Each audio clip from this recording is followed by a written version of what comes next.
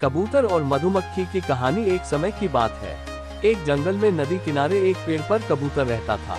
उसी जंगल में एक दिन कहीं से एक मधुमक्खी भी गुजर रही थी कि अचानक से वह एक नदी में जा गिरी। उसके पंख गीले हो गए। उसने बाहर निकलने के लिए बहुत कोशिश की, लेकिन वह नहीं निकल सकी। जब उसे लगा कि वह अब मर जाएगी, तो उसने मदद के लिए चिल्लाना शुरू कर दिया।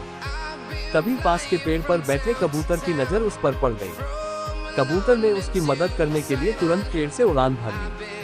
कबूतर ने मधुमक्खी को बचाने के लिए एक तरकीब सोची। कबूतर ने एक पत्ते को अपनी चोंच में पकड़ा और उसे नदी में गिरा दिया। वह पत्ता मिलते ही मधुमक्खी उस पर बैठ गई।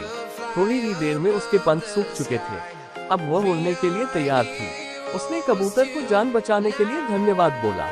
उसके बाद मधुमक्खी वहां से उड़कर चली गई। इस बात को कई दिन बीत चुके थे। एक दिन वही कबूतर गहरी नींद में सो रहा था और तभी एक लड़का उस पर गुलेल से निशाना लगा रहा था। कबूतर गहरी नींद में था, इसलिए वह इस बात से अनजान था, लेकिन उसी समय वहां से एक मधुमक्खी गुजर रही थी, जिसकी नजर उस लड़के पर पड़ गई। ये वही मधुमक्खी थी जिसकी कबूतर ने जान बचाई थी।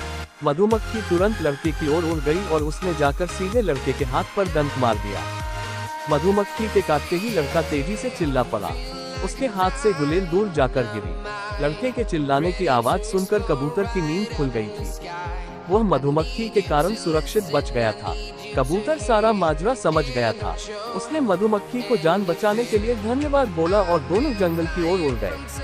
कहानी से सीख। इस कहानी से ये सीख मिलती है कि हमें मुसीबत में फंसे व्यक्ति की मदद जरूर करनी चाहिए। इससे हमें भविष्य में इसके अच्छे परिणाम जरूर मिलते हैं। दोस्तों, वीडियो अच्छी लगे तो लाइक कर देना और चैनल को सब्सक्राइब कर देना। धन्यवाद।